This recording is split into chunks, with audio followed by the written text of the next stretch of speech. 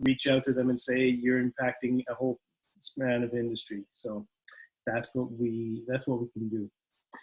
If you have comments or anything, and if you have other questions, let me know and just jump in, okay? Please do. We do have one question from Pat McNally in the chat. I don't know if you're watching the chat, Bernard.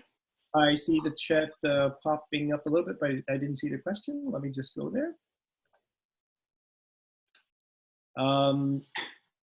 When will, what about alternate fuels versus 100 low lead? Okay, good question. Then I'll get to the flight schools. Alternate fuels are not there yet. We did work on that a few years ago with the National Research Council, CNRC, Canadian NRC, and they looked at our alternate fuels. They worked on that for a few years. So did people in the States. It was called the PAFI, Piston Alternative Fuels Initiative. And that worked for a little while until we found out that the fuels that Shell and the other one was the other name, some other company.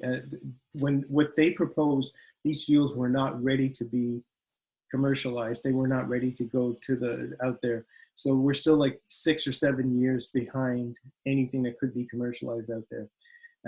So any alternative fuels to 100 low lead are not a drop-in replacement. Like instead of 100 low lead today and put in some other new fuel tomorrow, we are like 6 or 7 years away from that, but we're not there yet. We still rely on 100 low lead.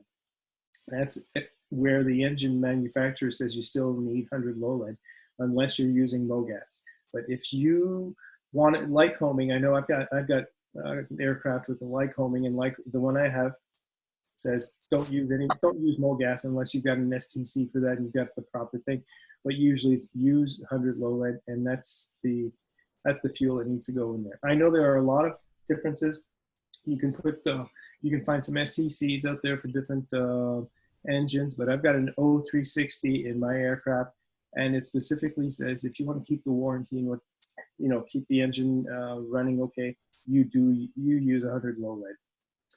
So that's what we're not really near any alternative to 100 low lead fuel.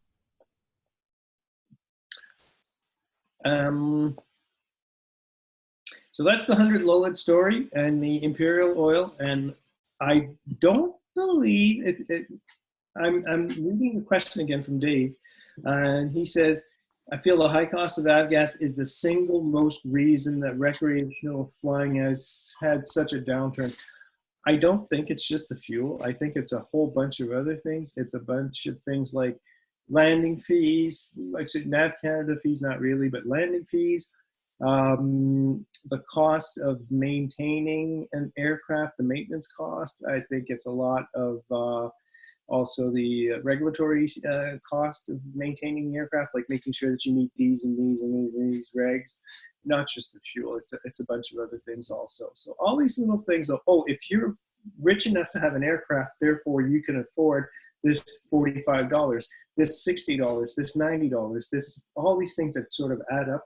I think that's been a burden on general aviation and what we've got. So it's all these little costs, and every time it comes up, if you're rich enough for an aircraft, you're rich enough for this. Come on, stop it. We've got to stop someplace. And I had a little bit of fun when I saw Clark was this week. You put something on Facebook. I think you were shooting approaches at Pearson, right? If you touch your wheels at Pearson, or anyone that wants to just land at Pearson, open your wallet, because it's going to cost you if you want to do that. But shooting approaches, and that's where Pearson is really, you don't go to Pearson, you don't go to Vancouver, Montreal, or Calgary and all these places, because it's going to cost you. So we can't enjoy these things anymore. And that's what's really been a burden, and it's recreational flying has had a downturn. So it's really not just fuel, it's all these little things. Clark, yes.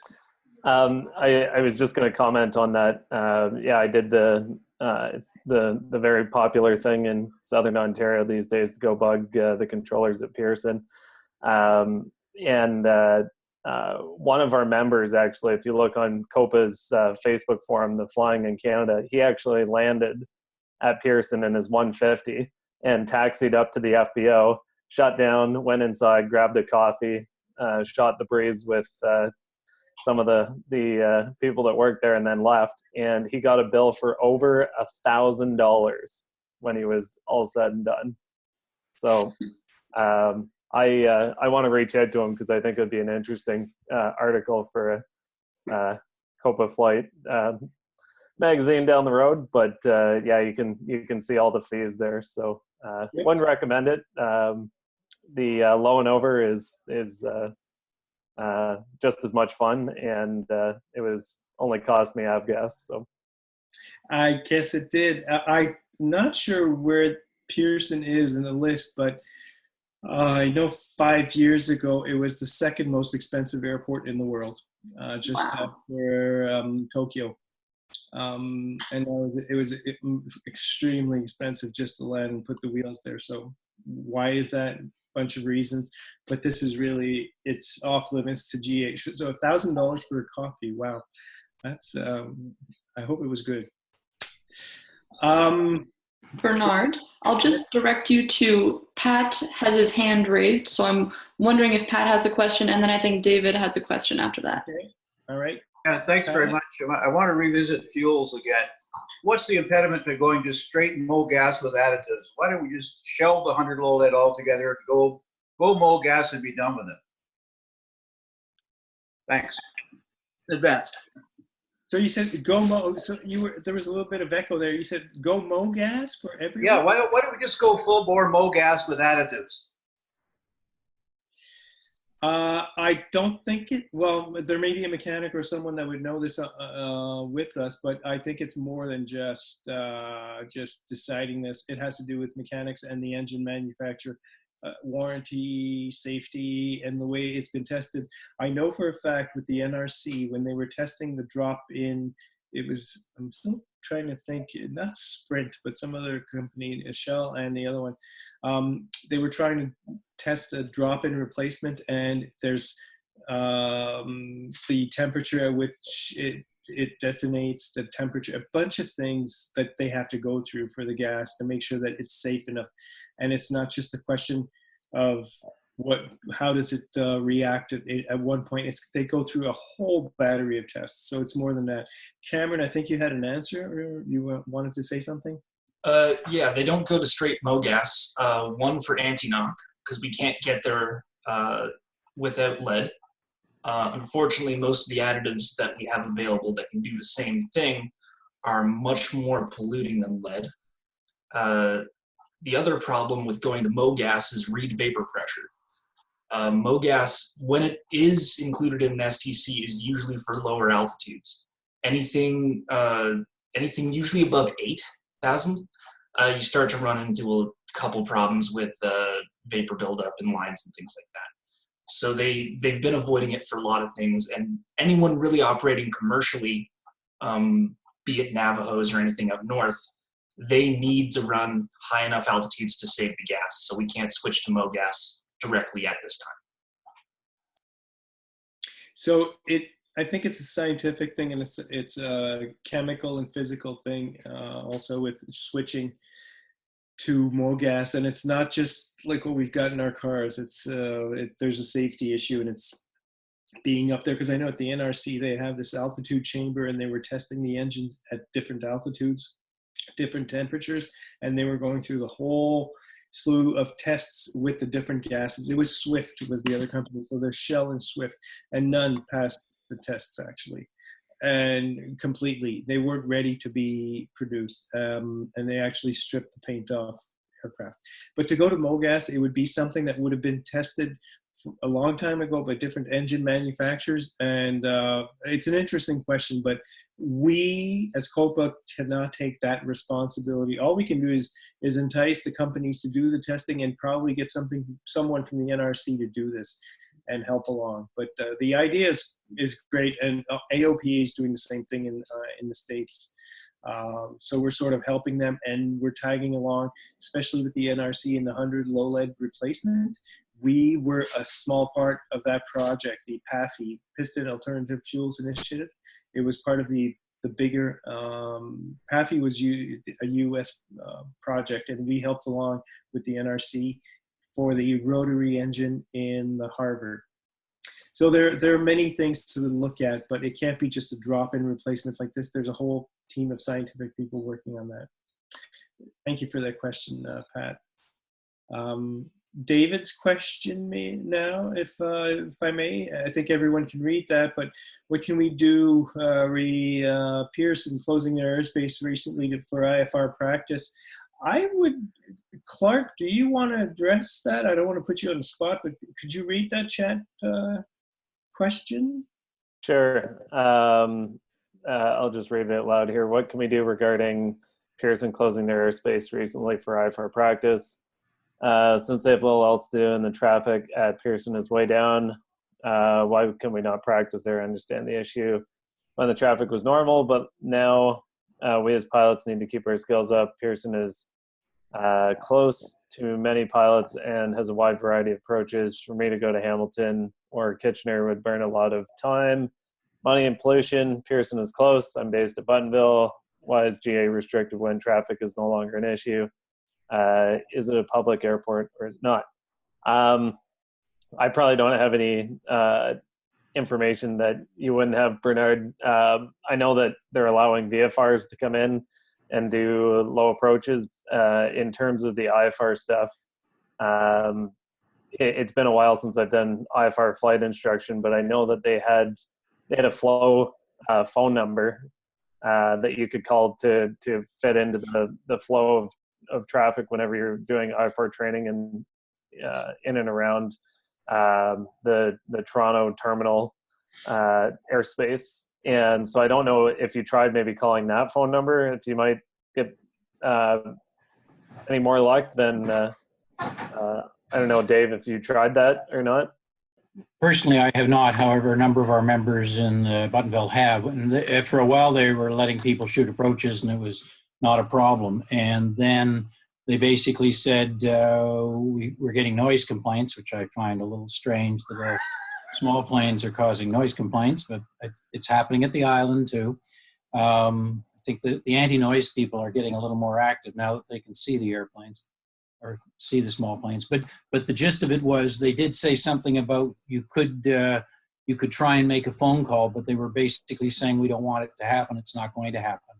And I would suggest that at 10 o'clock at night, and I'll look at it in a second, but at 10 o'clock at night, there's a flight every 15 minutes. They've got very little to do.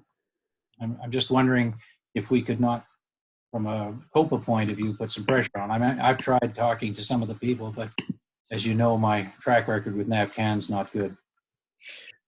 And what you've tried? We could try.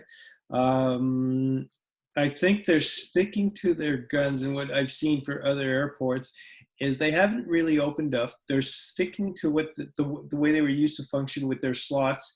And Pearson is not open to GA. It does not want GA. It's a don't go there airport. It is a public airport. It's more than PPR. It's meet your slot for IFR. Now that they don't have slots or they don't have people coming in anymore, I think it would be, we could probably do something. That's something in some place where actually we can talk into the tower manager or people there at Pearson saying, what slots when can we go in to do and practice some IFR? I think that could be done, Dave. Officially, they're closed to GA. They wouldn't allow it except people like Clark that go there and shoot approaches or do something, and then that's cool because they're not. No, don't get me wrong, and I appreciate that. I think it does need a comment. I think it needs to come from national. And they have been letting people fly through the zone. I mean, people can go from the island up to Brampton almost directly through. They've been somewhat reasonable about that. But I think a number of people started trying to do proper approaches, simulated IFR, and they basically said, nah, we don't want to deal with that. But let me be blunt. This is a freedom to fly issue that I think this is an opportunity. We're on the right side of the argument. It's not that they're busy. Nope, I know they're not busy. Yeah, it's a discussion to be had because they would play the safety card. They would play, this is the way our people are trained this way. People have not been in the GA frame of mind for the last 10 years, and they'll just, however they want to play this. And they don't owe it to anyone, but it's a good point that we can bring up. Last I looked, we had a national NAV can. And anyway, don't get me started. Yep, okay. Yeah, I'll point you towards Cameron and then Pat next. Okay, Cameron had a question there? He's got his hand up.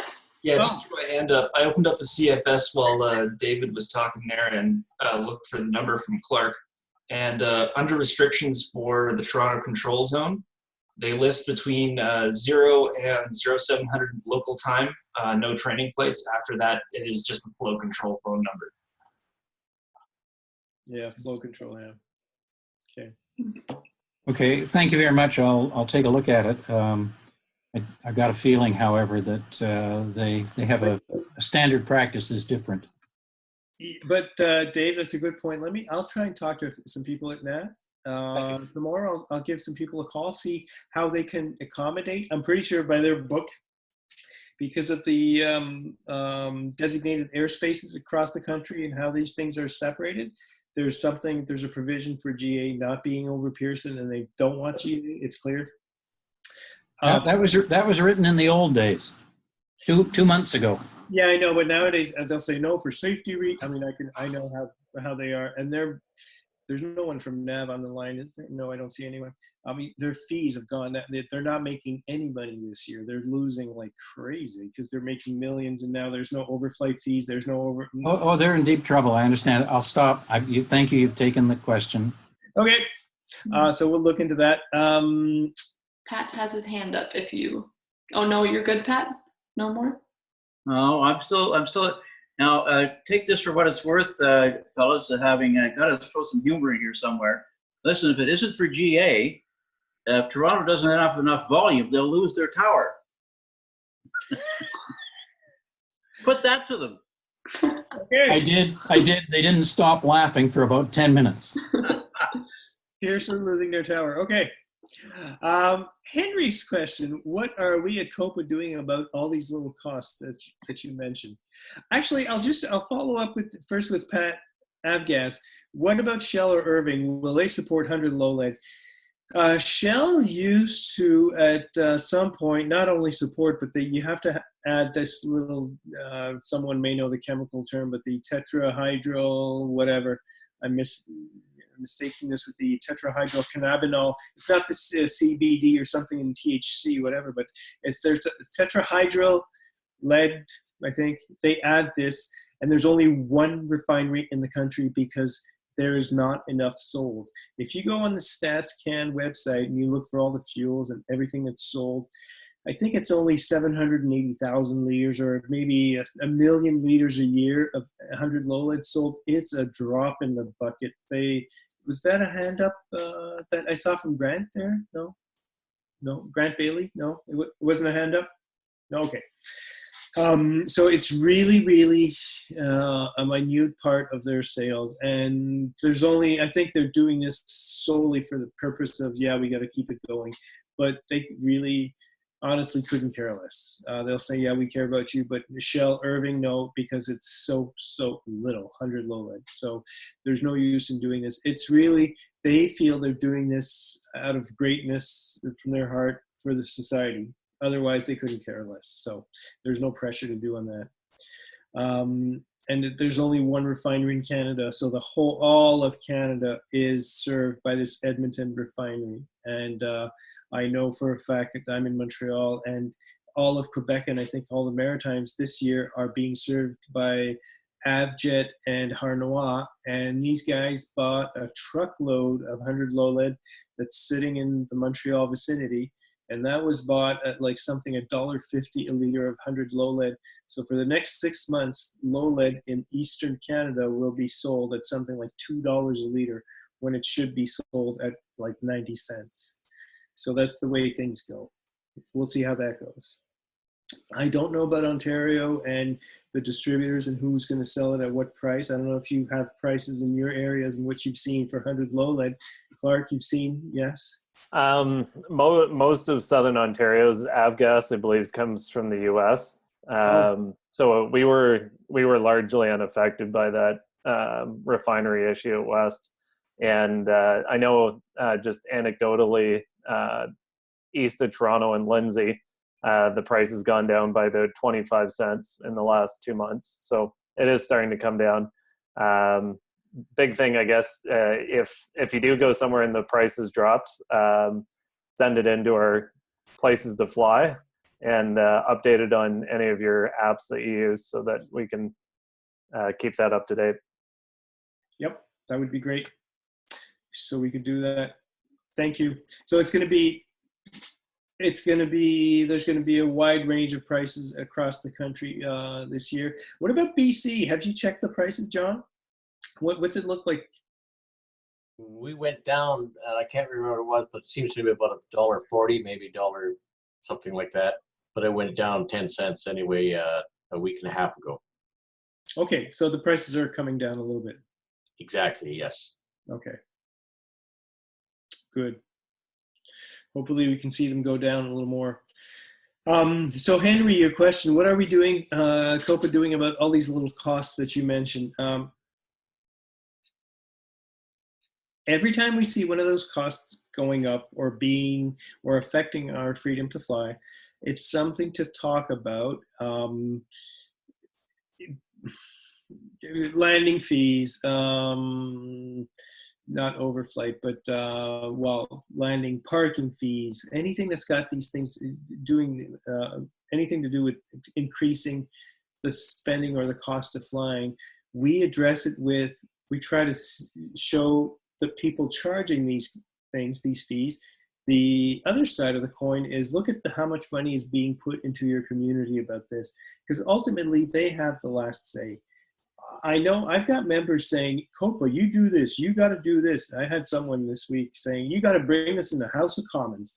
Sure, I'll put this on the agenda in the House of Commons. We don't have that power. We can't impose anything on the minister. We can't impose anything on transport. The only thing we could do, and I'm not saying we can't do anything, but the best approach is lobbying for this.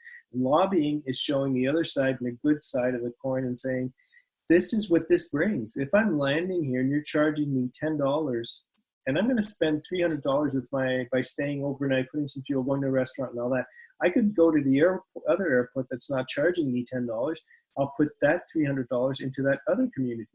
That's the way we need to address. So we've got these documents, the economic impact study, we've got your airport, your community airport, and different documents, just educating and informing the people that have the decision power to do this. It's no longer transport, it's no longer NAV, it's no longer these people, it's really the communities where the airports are and the people that do charge us these extra fees. They're the ones we need to educate. So it's COPA is doing an education thing to these people, towards these people, and saying, you've got to accept general aviation. Same thing with the people out there, the community, and the social acceptance and acceptability of general aviation and flying out there with smaller aircraft. It is not just a thing for rich people. You may have seen in the last E-flight from last week where the St. Luc airport, the minister said, nope, no airport there. And I went on Facebook and social media, and the people from St. Roch, the ex-Mascouche people, were saying, well, finally, at least you won't have your playground for millionaires. It is not a playground for millionaires. We've got to change these things in this perception, and that's where we come in, and changing this and making this accessible and showing that it's a transportation mode for all Canadians to have. We've had that for over 100 years, and we can still continue getting that and doing this and making this accessible. So it's making this more democratic. I'm looking for the English term. Lauren, can you help me on that? Making this more accessible, socially acceptable for everyone, for lay people and everyone, to say that yes, you can go up in an aircraft and fly. And that's where we can help. we cannot say, no, we're overturning the decision to charge a fee because we've got no say in that. It's really just education, information, showing the other side of the coin for that. And Henry, if you want to chat in and chip in and say anything on that.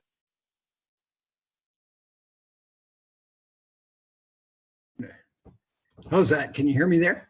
Yeah. Yeah, I recognize what you say with all these small costs that come at us. I just had a quote today for insurance for my little bird of $7,200, and so that's got me set back on my heels a little bit.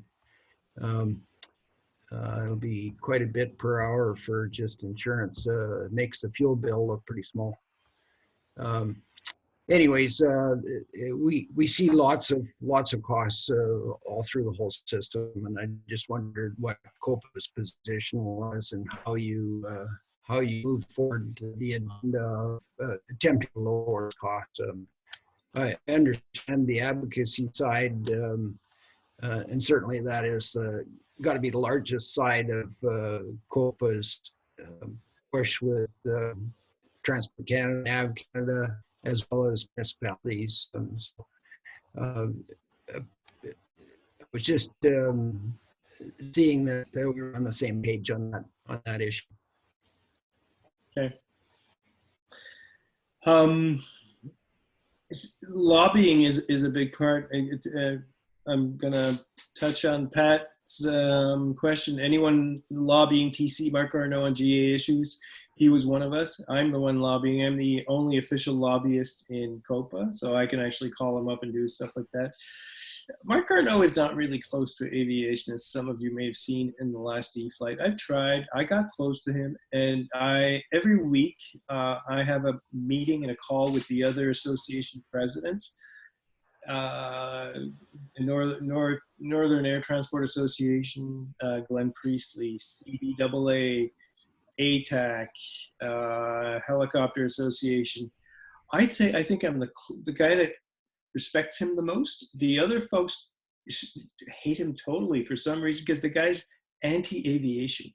He is not for aviation. He's not a pilot either. He's not like Chris Hadfield, who's on our side and our spokesperson. And Garneau, lobbying with him, he's fine, but he is not the best one to talk to. He will listen because he's a politician. That's what he is. But he's a scientific at heart. He's not a pilot. And it's really science and all the stuff like that he likes. So we are lobbying him. We tried to lobby him for St. Roch Mascouche, where there was this possibly new airport. Mascouche in 2016, it was okay to build a new airport. And then the mayor of Mascouche said, you can't build that. And then in 2020, because they are now a minority government, they said, oh, no, you can't build in St. Roch. So that was it because of a referendum with the city folks there. So that's really, wow. You're changing your mind on that.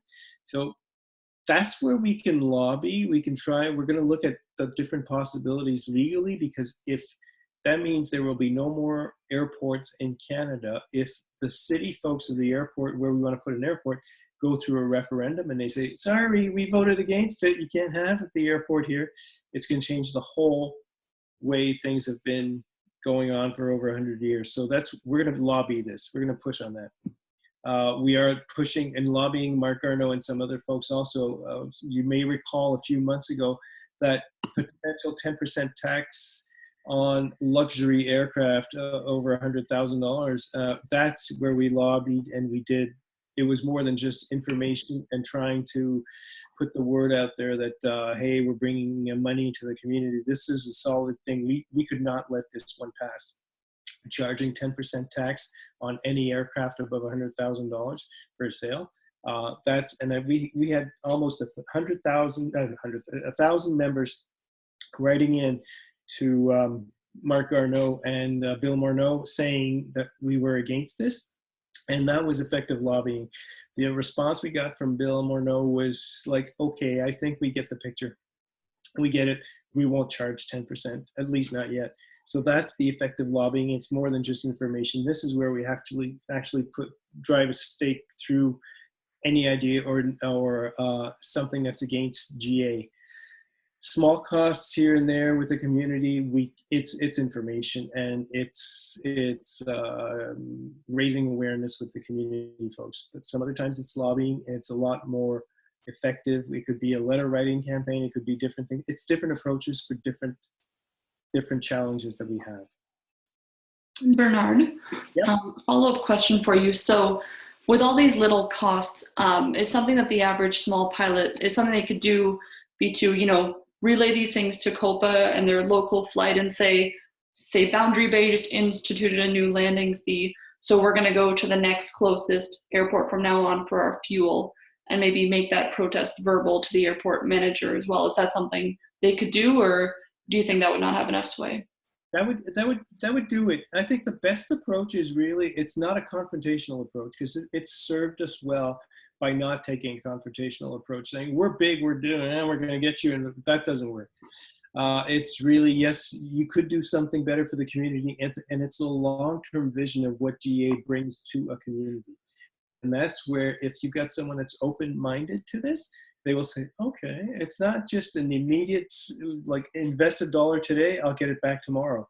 It's invest $1 today and I'll get $1.50 in a year, or $2 in a year, or something like this. And saying that if you start charging landing fees in Boundary Bay, eventually, well, traffic will just trickle away, and it won't be there, and there won't be many people won't be coming in for the $100 hamburger and all of the yada, yada, yada. And it will just trickle away, and there won't be any more traffic. So it's all these things. You've got to have visionary people out there. But it's a question of education, and respectful education to the people in power for these communities that do have the power. I mean, a municipality or the owner or the operator of an airport has the power to do whatever they want with this airport. It's not COPA, it's not Transport. Transport has 26 airports. That is it. All the other airports, we have nothing to say. They have nothing to say. The best they could do is shut it down. So that's what they could do. So it's really, it's a dance. It's seduction. It's information. It's just let's get the best out of this, and this is for the best of the country, for the best of the community. So it's really smooth talking. Thanks. I think Pat has his hand up, and then Ken has a good comment into the discussion there. Yeah, my comment is, I think it was October the 10th, 2010, there was a landmark ruling for the sovereignty jurisdiction was reestablished from a long time ago that COPA fought and refought and won the battle, that guess what? Airports are federal. The cities and towns really have no say whatsoever, other than now we've let them get away with it, use us like doormats. Could you comment on that? Yeah, they are not federally owned. They are owned by the cities and the communities. They are actually the operators, but they run under federal rules and regulations. And that's the difference. So the city cannot decide, it can't play into the regs, the Canadian aviation regulations. It can't play into that. It could decide to shut down the airport, that's it. But it can't decide where it will be, and it can't decide on certain other things, but it could decide no overflight, no flying after 10 p.m., no flying before 8 a.m. or stuff like that. It's the other stuff. It's really, as I said, it's a dance, right? And the owners and the operators of the airport are usually communities, except the 26 airports of the national airport system and the regional ones in northern Canada, who still are under Transport's rulings. Other than that, they all belong to the communities. So the fact that they are federal, it's not just the airports, it's aeronautics. That's what the 2010 ruling was about. It's aeronautics is federal. So just like we saw in Mascouche, like we saw in Saint-Roch, is something, the city cannot decide if an airport could be on a certain piece of land or not. That's the federal government that will decide. Same with the Trans Mountain Pipeline. Same with the harbor in Quebec City that happened not too long ago. This is federal. You can't play with that. But the daily, day-to-day stuff with the airports, it belongs to the operator. They could do what they want. They can shut down the airport. GTAA, that's not a good example because that would be overruled by Transport, and that's part of Transport. But some other, Buttonville, that's a great example, right? Whatever NAV Canada decided with the tower transport, they only look at a safety issue. That's all. Is it safe or unsafe? Safe or unsafe? That's what they have to say, and that's it. That's it. Nothing else. Collingwood, when we won for the windmills, the option for the minister was either stop the windmills because of safety issues or shut down the airport because of safety issues. If they'd rather have had the windmills, then he could have said, shut down the airport. No more Collingwood. We want the windmills instead. So what was decided in 2010 is that aeronautics itself, the whole thing, you can't decide aeronautics and the regs and the rules and all that. The Aeronautics Act is federal, and everything that's in there, taxiways, hangars, takeoff the direction and runways, all this takeoff and landing, all of these things, that's federal, not the airports themselves. Because we've toyed with that for the last 9-10 years, and well, more than that, but it's always been the same. And it's really, where's that line between who owns the airport and who owns the skies? Because once you're that 1 inch off the ground, off the airport, it's transport, it's aeronautics. If you're on the asphalt at the airport, it's the city, it's the owner of the airport. So it's a difference. It's a careful balance between all of that. So it may not be black and white, the answer I'm giving you, but it's always a gray zone. Comments or questions on that? Okay. I see we've got Greg on the line. Hi, Greg.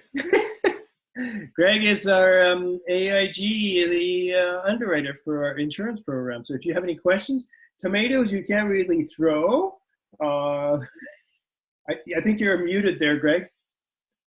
Greg, we can't hear you, Greg. No, we still can't hear you.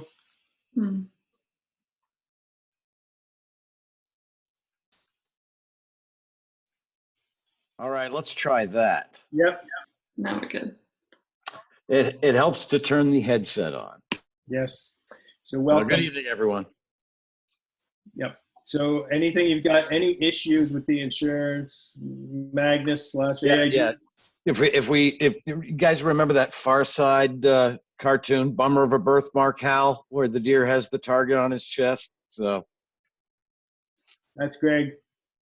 But Greg, you put something in the chat there. Henry got. That was just between us girls. Yeah, I'm seeing that though. Just you. Oh, okay. Okay, it was just me. I see private. Okay, just between us girls. Okay, good. Let's go back to some other questions. We have a question from Ken. But there was also when will flying schools rental operators reopen? I know ATAC is Air Transport Association of Canada.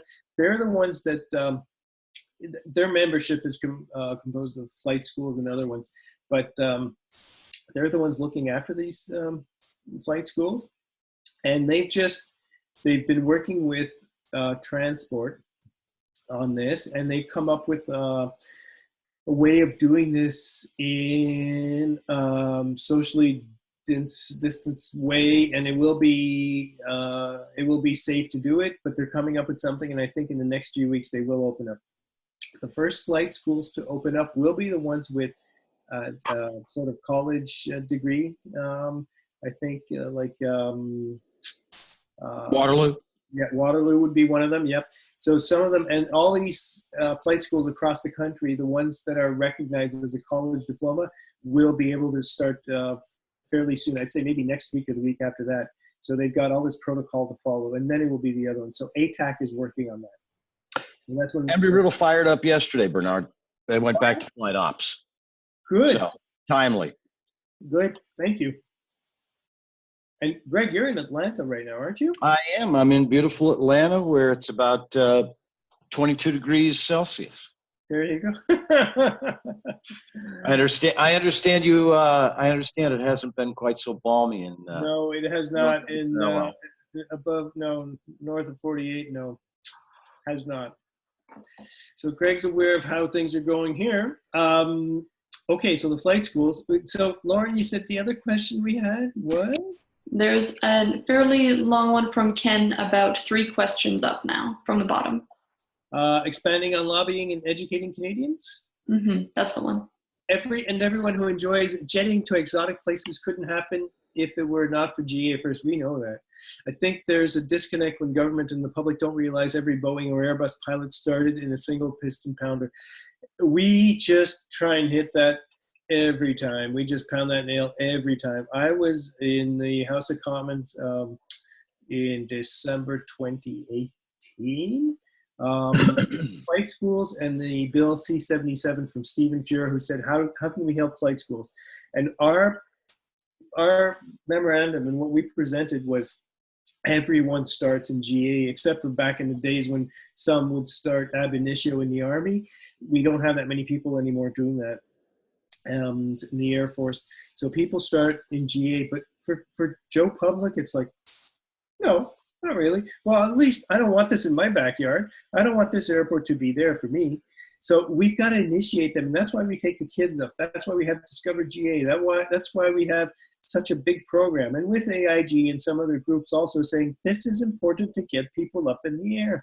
The kids, the neighbors' kids, and the nephews and the nieces, and get them up there and get them enticed to be a pilot. But just pounding this, yeah, we've got to do this, and that's what we're doing. And everyone's got to say this, and everyone's got to tell your neighbors or whoever, saying, where do you think that pilot from Sunwing taking you to Cuba or Mexico or someplace, where do you think that person started? Where do you think that person got, going? I mean, and Clark, I'm pointing to Clark, who's a captain with Porter, and one day maybe doing, maybe on a 777 from Air Canada, Pearson to Paris and Frankfurt, whatnot. But you started in Oshawa, right? It's a longer story than we need to tell, but the point is, like everybody else, I started at a general aviation airport. Yeah. And Bernard, I just add to it, something that you can reach out to your local politicians on is that we are the ambassadors for aviation. You think about community events that happen. They don't hold air shows at Pearson. They don't hold air shows at, Edmonton International. They hold them, in Rocky Mountain House and Abbotsford and, Brantford and, airports like that, smaller airports, community airports. Those events that really bring out the community and show what aviation is, those happen at the local airports. They do. And we keep saying that. We are the feeder system. And when I was talking about having meetings with the presidents of the other associations, okay, these guys are big, ATAC, but we have like 15,000 members, but they have like 400 members. CBAA have 300 members, and we say 15,000. They go, whoa! But then they figure I think we're big because all of their pilots and all of their people come from our sandbox, and we are the breeding ground for anything that's aviation in the country. This is GA. It's your local airport. And that's why it's important. So if you have anything to say, we just have to say this all the time. As I said, was that in December 2018, when I was in front of the transport committee saying, keep these GA airports open and use them and this is the breeding ground for the future of pilots. And it was really well received by the transport committee. But for the NIMBYs, the not in my backyard people, it's like, yeah, cool, I hear that, but I don't want this these things buzzing over my head on weekends. So there's a disconnect. There's a disconnect. Yes, I do want to take my vacation, go to Europe, and I want pilots to be safe and proficient. Oh, I'd love them to be from my country and be Canadian, sure. But where do you want them to train? Oh, not in my backyard. So there's a real big disconnect. And so we're educating people on this, but it's also everyone's job. It's every member's job to do that. It's not just us from national office. It's you doing this locally and doing this, just spreading the word. Thank you, Ken, for that question. If I can add a comment here onto my comment, if that's all right. Yep. At the last Facebook forum that you held, you talked a little bit about how we're losing some of our commercial pilots from COPA once they get to that level. And it's nice to see Clark being so involved and still being in the commercial world. Does COPA have a program or a plan in line to encourage these commercial guys that once they do get to the commercial world, flying the big stuff, that GA was there for them first, so they could still be involved and engaged in what we do? I will answer, and I'll let Clark jump on after that. I will say at this point, we do not. From my perspective, what I've seen, and when we're trying to get people on board, we see there's a dichotomy of people. You're either in GA because it's fun, recreational flying. Yes, you're flying GA. And then, oh, I'll get my CPL and then my ATPL. Or you've got these people that from ab initio, they just see themselves, they're 17 or 18, and they see themselves as in the left seat of an airliner. And they don't see that need to be in GA and that in-between step of, yes, maintaining and being a mentor to a younger person. They just want to see themselves from, from 152 to 737.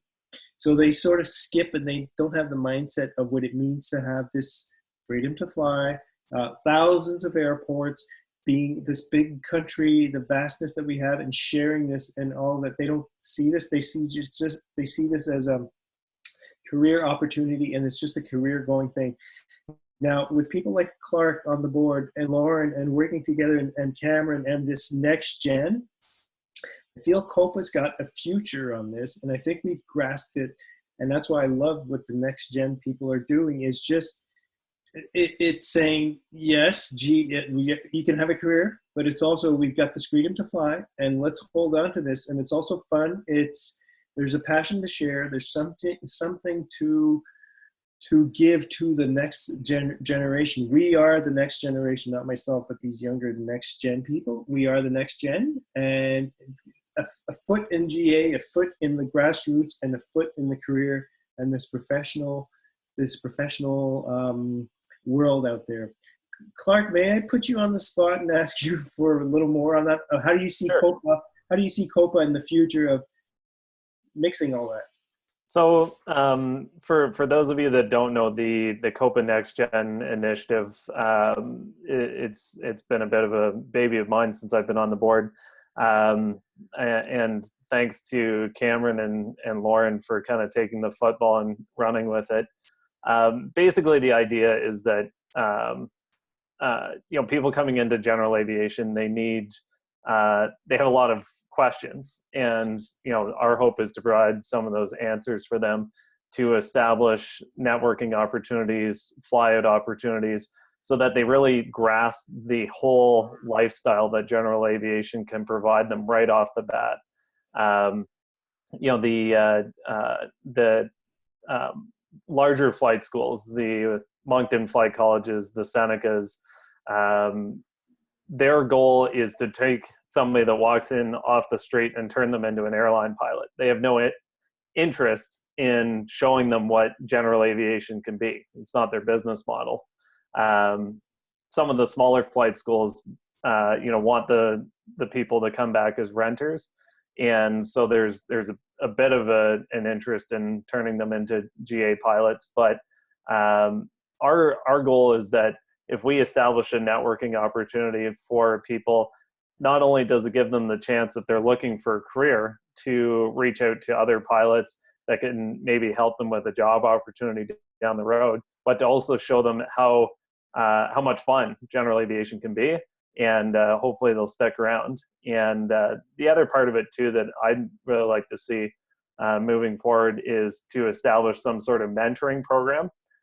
We have a ton of experience in COPA, people that have been flying for their entire lives.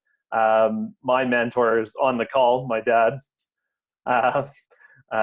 He joined us. He's been a COPA member for 35 years, and he's been my mentor my whole life. But I know a lot of other younger people aren't as lucky to have pilots in their family, and so that's something that I'd like to start with us, and hopefully use some of you guys as mentors in the whole thing. So I hope that answers your question.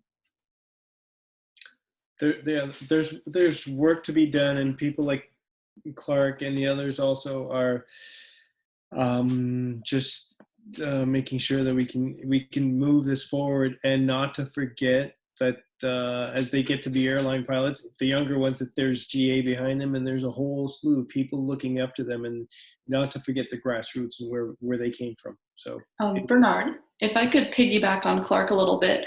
So I'll just add that next gen, a lot of my friends who are pilots and going through that training for the airlines, COPA was just not even on their radar, that they like never even think to dip their toes in the GA community. So we're trying to say to those younger pilots, by the way, we exist, and by the way, that airport where you go to do your circuits at, that's open because we prevented it from being closed 2 years ago, or we prevented windmills from being built 5 years ago, whatever. We had a call, we're organizing actually a town hall for the younger members next Wednesday to ask them, how can we give you better membership value? If you're not a member yet, how can we convince you to become a member? And so we're looking forward to hearing from them about what about general aviation gets them excited, and how can we promote that more or make that more available to them. So that's the other part of Next Gen, just wanted to mention. Thank you, Lauren. And I think, and if you've got kids or anyone that may be interested, maybe they could just join in and sit in on the Next Gen. I mean, not younger kids, not 10 or 12, but maybe 17, 18, 19, 20. They go up with dad, or they don't know what's in it for them. They think it's an older people's recreational activity. Have them sit into the Next Gen and listen into the next forum. We're almost we're almost out of time. I see two other questions. One from Dave. Given that flying hours are down, will there be a reduction in premiums or rebates this year? Seems the car insurance firms in Ontario are recognizing the reduction in risk. Will aviation insurers? Greg is thumbs up. Do you want to answer, Greg? We can't hear you.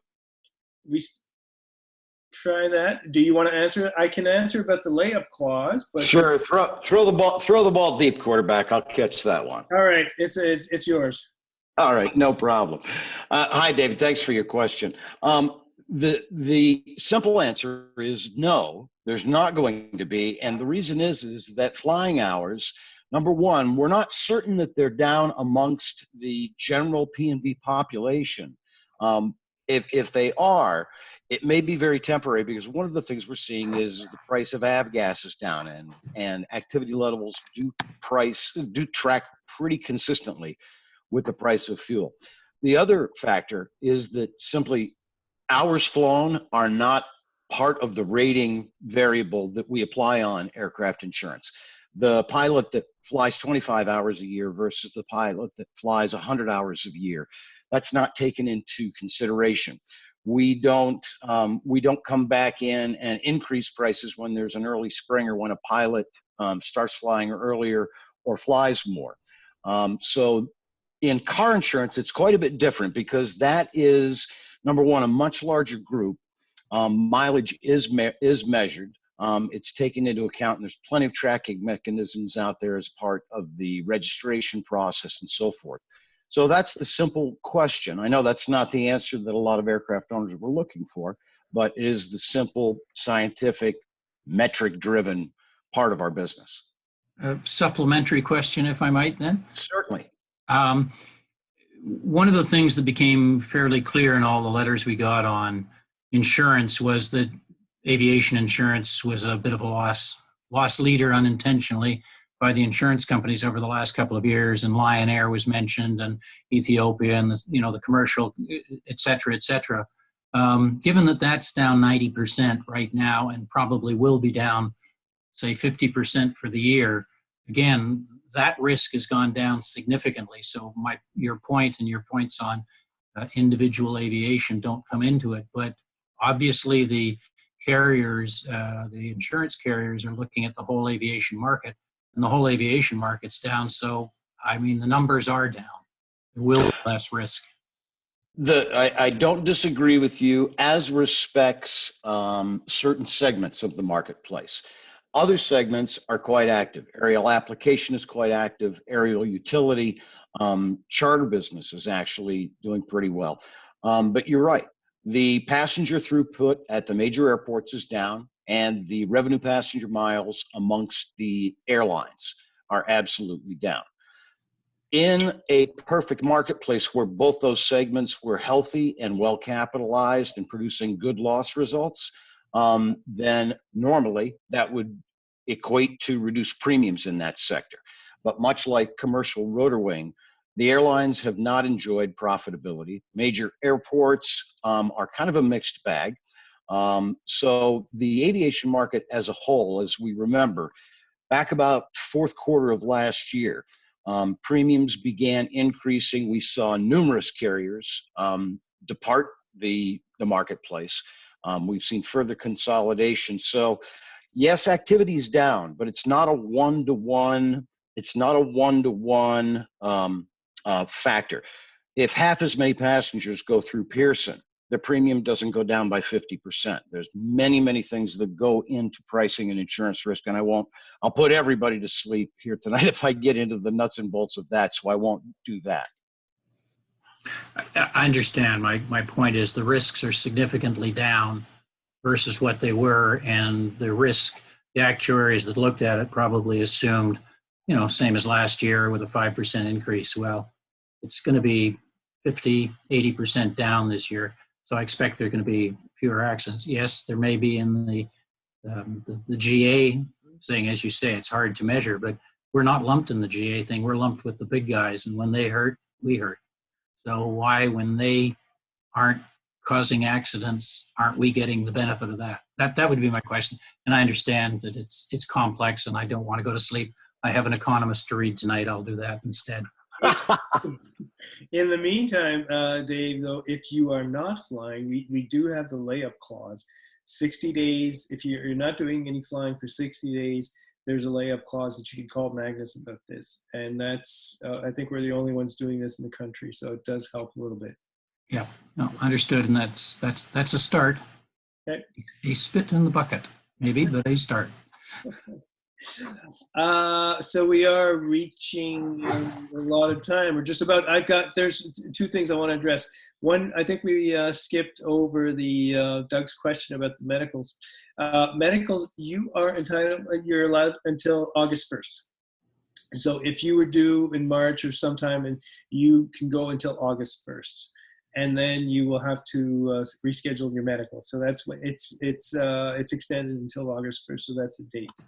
You can get these things on the Transport Canada COVID-19. They have all the exemptions and the extensions out there on that website about everything. So it is August 1st. The other question, the last one, this will be for Clark, was elections, the COPA board elections results and everything that goes along with that. So what's the story with that, Clark? So if you've been following us on Sunday, the election wrapped up. We've got actually, I guess three people that ran, Henry, Ken, and Bill. Bill got acclaimed because he was the only one that ran in Newfoundland and Labrador. So that was easy. For the other two gentlemen, I will be reaching out to you tomorrow. We were scrutinizing the results today. So we'll reach out to you tomorrow before we make them public. But I just wanted to say publicly, thank you very much for putting your names forward, because that's really important for the organization to have that participation. So thank you very much. Thank you, Clark. So we've been, okay, so we're just over an hour on this one. If I don't see any more questions coming up in the chat, Lauren, was there anything else that we wanted to talk about, or anything else that came up? I think that is all we had. I'll mention one other exemption that came out a couple days ago, where any written tests with Transport Canada are now valid through the end of August, I believe. So that exemption is also on the Transport Canada list. So anyone who was waiting to do a flight test and had a written test that was maybe running up now has an extension. That's the only other thing I can think of. Yeah, and if anyone's got a question or anything about this, just write to Lauren or myself, and then we ask JC, and JC's on this also. But we will get the answer and the exact answer for you on these exemptions or extensions if there are any. But just write to us by email, and we'll get this. If it's someone in your flight, a buddy of yours or something, or hopefully a member, we'll get the answer for you. And if there's anything else, we can always ask transport. Calling them up, because they did say, I mean, they're open to having some specifics and some details of people that for certain criteria, it's not a public thing, but they'll say if there are specifics and one-off exceptions of some type, we can reach out to them for that. So we are there for you and for the members and people in your flights. So don't be shy and get back to us on that and let us know. With this, I'll say thank you to everyone for joining us. I think this is a nice way of chatting with our flights, with our members. Not too many people on board this evening, but still, we'll keep this going. And doesn't cost us anything. We're not traveling here, so there's no hotel, no airfare, and we're seeing each other, so it's fun. If you do have any questions, send them to Lauren. She can just Bernard? She can just use them, keep them, and we'll be answering them as we go along. But maybe in a week or two, we'll do another one of these. There was a question. I think it was John. Bernard, John Swallow. I just renewed my insurance for Copa Magnus last month, and I know a lot of people's insurance of a lot of people has gone up. Mine only went up about $100 for an RV7, which would be expected in any other year. Thank you for that, John. Yeah, we as anyone in retail will tell you, one dissatisfied customer becomes more vocal than 10 satisfied customers. So I appreciate you being one of the more than 90% that is highly satisfied. The marketplace is changing, as Belinda Bryce at Magnus alluded to on her insurance-specific Q&A a couple of weeks ago. The insurance market was not unlike a formation of aircraft that got into an excessive descent rate. And once all the carriers kind of woke up and understood where their profitability margin lie, they have pulled up hard, and those hard G-forces on the back of in the back of the aircraft are a little uncomfortable. But for the most part, we find that the COPA program is growing. New business is doing well. Renewal retention is at an all-time high. None of us like to pay for insurance. I have 2 teenage kids, and I pay car insurance on them, so I feel the pain out there. But when we look at the marketplace, I think that what we're seeing now is a bit of a correction. Thanks for your support. Thanks for your business, and fly safely. Yeah, and thank you for bringing this up, because we do get a lot of feedback. I get people calling me and saying, this is incredible. It's such an expensive increase and all that. But the numbers show a little, when there's an increase, it's a major one for specific reasons, either for the retractable gears or something like that. And it's a specific type of aircraft, but the others are pretty satisfied. And I know the strategy from AIG and Magnus was that the rates did go up a few years ago, but not this year. It's a steady just for the market. And it was not a major increase like 100% like some other underwriters did last year or even this year. So we're playing it safe with our members, not just safe, but we're doing the right thing. And I think it was just a steady increase to make sure that the program is fair to our members and also profitable to AIG and the people running this program. So thank you for your feedback is what I'm saying. Even though we do have people being quite vocal, there's a silent minority. Quite vocal. Dave saying, yeah. But the over 90% of people are still satisfied, and the retention rate in the program is great. So we're happy with our program. Dave, you were quite vocal on the negative side. Is that what you were going to say? Oh, and not negative on the well, sorry, I'm vocal because, for example, ours went up almost 40 odd percent. Now it's a retractable. It's, we're all old and, stale white males and all that stuff. So, and there's a number of us flying. So, I mean, I appreciate people have got to make money. And just as an aside, COPA wouldn't take us. Somebody else did. So, and we have had no accidents, by the way, Greg, just to let you know. I hope that continues, David. Appreciate it. So do we. Trust me. So do we, given the deductible. But anyway, I know it's a tough insurance market, but it's just, and I understand the tailspin. Enough said. Thank you. So we're over the hour. I'll just say thank you and thanks for being there. And we'll be doing this again. Thank you, Lauren, for setting this, putting this together. Thank you for everyone across the country. So we had Bill in Newfoundland and John in BC. So we're spanning all the time zones. And yeah, thanks for your questions and comments. And we'll be doing this again. Yes. Thanks for coming, everyone. Good evening. Thanks very much. Take care. Have a good night. Bye-bye.